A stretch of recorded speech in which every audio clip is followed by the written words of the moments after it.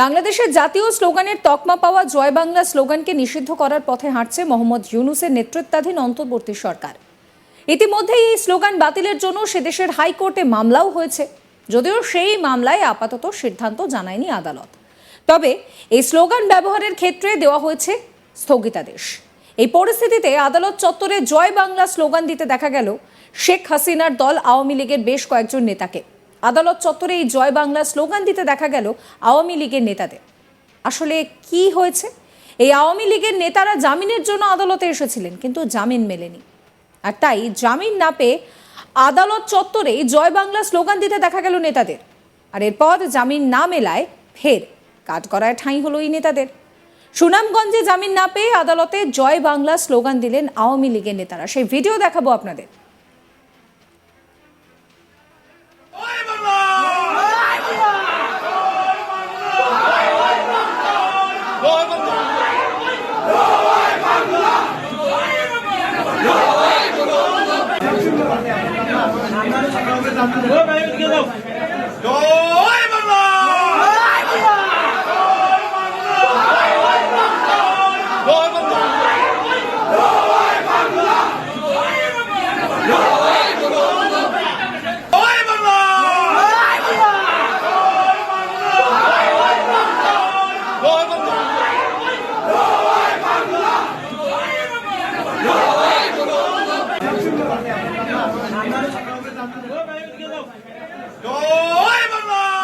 কিছুদিন আগেই বাংলাদেশের জাতীয় স্লোগানের মর্যাদা হারানোর পথে আরও এক ধাপ এগিয়েছিল জয় বাংলা স্লোগান।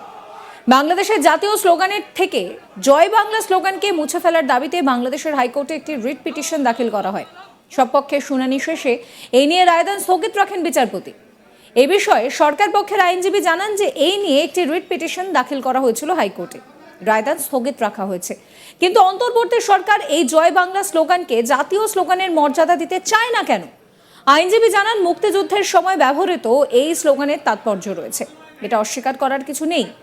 কিন্তু পরবর্তীকালে এই স্লোগান একটি ফ্যাসিস্ট সরকারের জাতীয় স্লোগানে পরিণত হয়। এছাড়াও ৭২ সালে যখন দেশের সংবিধান রচিত হয় তখন সেখানে একবারও বলা হয়নি যে জয় বাংলা স্লোগানকে জাতীয় স্লোগান হিসেবে ব্যবহার করতে হবে। পাশাপাশি মুক্তিযুদ্ধের সময় এই জয় বাংলা স্লোগান ছাড়াও আরও কয়েকটি স্লোগান ব্যবহৃত হয়েছিল। সেই স্লোগানগুলি বা কেন জাতীয় স্লোগান হিসেবে ব্যবহৃত হবে না?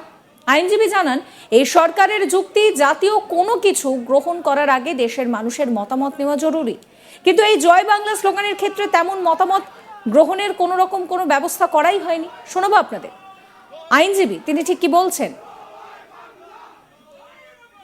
জয় বাংলা আমাদের জাতীয় স্লোগান হিসেবে অন্তর্ভুক্ত করা হবে এবং এটাকে বাধ্যতামূলক করেন বিভিন্ন সব অনুষ্ঠানে এবং শিক্ষা প্রতিষ্ঠানে এটিকে বলার জন্য। আমরা এটির বিরুদ্ধে আপিল করার অনুমতি চেয়ে লিভ টু আপিলের দরখাস্ত দাখিল করি এবং আজকে সেটার শুনানি হয় এবং দীর্ঘ শুনানি শেষে আপিল বিভাগ জয় বাংলার যে জাজমেন্টটি ছিল সেই রায়টিকে আজকে স্থগিত করে দেন। ফলে এখন থেকে জয় বাংলা আর আমাদেরকে বাধ্যতামূলকভাবে উচ্চারণ করতে হবে না। রাষ্ট্রের আপত্তির জায়গাটি কোথায় ছিল জয় বাংলা? প্রথম আপত্তির যে বিষয়টি সেটি হচ্ছে যে এটি সম্পূর্ণভাবে একটি পলিসিগত নীতিগত বিষয়, সিদ্ধান্ত যেটি নিবে পার্লামেন্ট অথবা যেটি নিবে সরকার, মন্ত্রিপরিষদ হোক, সরকার হোক, এবং একটি দেশের জাতীয় কোনো কিছুকে ঘোষণা করার আগে একটা পপুলার ম্যান্ডেট অর্থাৎ জনগণের কাছ থেকেও এটার শোনার প্রয়োজন রয়েছে।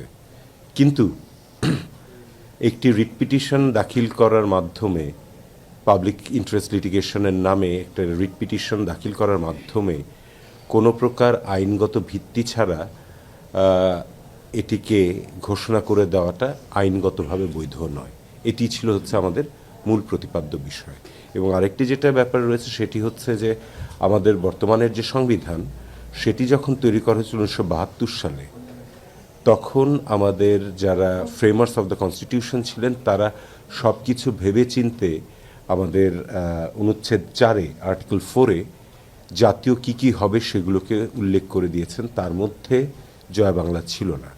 এবং পরবর্তীতে আর্টিকেল 7-এর ক দিয়ে এই বিষয়ে কেউ কোনো প্রশ্ন করতে পারবে না, 7-এর খ দিয়ে কেউ কোনো প্রশ্ন করতে পারবে না, কেউ এটাকে পরিবর্তন করতে পারবে না, এখানে কেউ কোনো কিছু নতুন করে অন্তর্ভুক্ত করতে পারবে না, এরকমও সিদ্ধান্ত দিয়েছিলেন। তো এই সিদ্ধান্ত থাকার পরে আদালত জোর করে কারো উপরে কোনো কিছু চাপিয়ে দেওয়ার, এইরকম জাতীয় কোনো বিষয় চাপিয়ে দেওয়ার এখতিয়ার থাকে না। অবশ্যই মুক্তিযুদ্ধের সময় আমাদের মুক্তিযোদ্ধারা জয় বাংলা ব্যবহার করেছেন, এটি আমাদের সবার কাছে অত্যন্ত কি বলবো শ্রদ্ধার এবং একটা পবিত্র বিষয়। কিন্তু মানুষের যে স্বাধীনতা রয়েছে এবং পরবর্তীতে যেটা দেখেছি আমরা, সেটা হচ্ছে যে সময়ের বিবর্তনে এই যেটি আমাদের সকল মুক্তিযোদ্ধার মুখে ছিল সেটিকে তারা একটি দলীয় স্লোগানে পরিণত করেছিলেন। এই নিয়ে একটি রিপোর্ট দেখাবো আপনাদের। আমার স্বাভাবিকভাবে মানে এই খবরটা জানার পর যেটা সব থেকে প্রথম যে রিয়াকশন যেটা আমার হলো একজন বাঙালি হিসেবে, সেটা হচ্ছে বাংলাদেশ এটা তো মানে শুধুমাত্র বাংলাদেশ সেই ওপার বাংলার মানুষের কাছে সম্মানের বা গর্বের নয়, আপামর বাঙালি, সেটা পশ্চিমবঙ্গ হতে পারে, বিদেশে হতে পারে, 7 সমুদ্র 13 নদী পারে অন্য কোথাও যদি বাঙালি বসবাস করে থাকে তার জন্যও কিন্তু একটা গর্বের বিষয়। আর এই জয় বাংলা স্লোগানকেই এভাবে নিষিদ্ধ করা, প্রথমে আপনার প্রতিক্রিয়া জানতে চাইব। প্রথম প্রতিক্রিয়াটার ব্যাপারটা আমার কাছে পুরো ব্যাপারটা এখনো মনে হচ্ছে যে একটা ট্রমার মধ্যে আছি। ধরেন বাংলাদেশের যে এখন রাজনৈতিক পট পরিবর্তন হয়েছে যে বা যে অবস্থা চলছে, সেই জায়গাতে আপনি যদি যুক্তির খাতিরে ধরেও নেন যে বাংলাদেশ আওয়ামী লীগের ব্যাপারে বিরূপ মনোভাব আছে, আওয়ামী লীগকে আপনি অপছন্দ করছেন প্রতিপক্ষ হিসেবে, হোয়াট এভার, কিন্তু আপনার যে অস্তিত্ব, সেই অস্তিত্বে তো আসলে মুক্তিযুদ্ধ আছে। এটা তো আসলে আওয়ামী লীগেরও ব্যাপার না, বিএনপিরও ব্যাপার না, বা অন্যান্য যারা আছে তাদেরও ব্যাপার না। এই মুক্তিযুদ্ধ, জয় বাংলা, একটা দেশ, একটা মানুষ, একটা ভূখণ্ড কিভাবে বাঁচে। এই যে আমি কলকাতাতে গেছি, কলকাতাতে মহাত্মা গান্ধীর ভাস্কর্য দেখেছি, নেতাজি সুভাষ বোসের ভাস্কর্য দেখেছি। কেন? নেতাজি সুভাষের নামে এয়ারপোর্ট আছে, রাস্তা আছে, মোড়ে মোড়ে মোড়ে মোড়ে আমি কবি নজরুল, রবীন্দ্রনাথের ভাস্কর্য দেখেছি। এই জিনিসগুলো হচ্ছে মনে করিয়ে দেওয়া যে এই মানুষগুলো এই রাষ্ট্রের গুরুত্বপূর্ণ, তারা দেশের স্বাধীনতা সংগ্রামে এই দেশের বিভিন্ন সময় তারা অবদান রেখেছেন এই দেশটাকে সেই পাপ করবার জন্য। এই যে জয় বাংলা, বঙ্গবন্ধু, আমাদের মুক্তিযুদ্ধ, এগুলো হচ্ছে সিম্বল আমাদের স্বাধীনতার। আমরা যেভাবে পাকিস্তানি হানাদারদের কাছ থেকে এই বাংলাদেশকে স্বাধীন করেছি, এই সব দলই, এমনকি বিএনপির যে জিয়াউর রহমান আছে তিনিও জয় বাংলা স্লোগান দিয়েছেন। সেই ইউটিউবে খুঁজলেই আপনি দেখতে পারবেন তার সেই ভাষণ।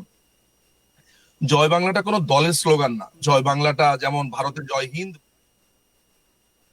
সাবস্ক্রাইব করবেন আজ তাক বাংলার ইউটিউব চ্যানেলকে, ফলো করতে ভুলবেন না হোয়াটসঅ্যাপ চ্যানেল, এবং অবশ্যই আপনাদের নজর থাকুক আজ তাক বাংলার লাইভ স্ট্রিমিং এর দিকেও।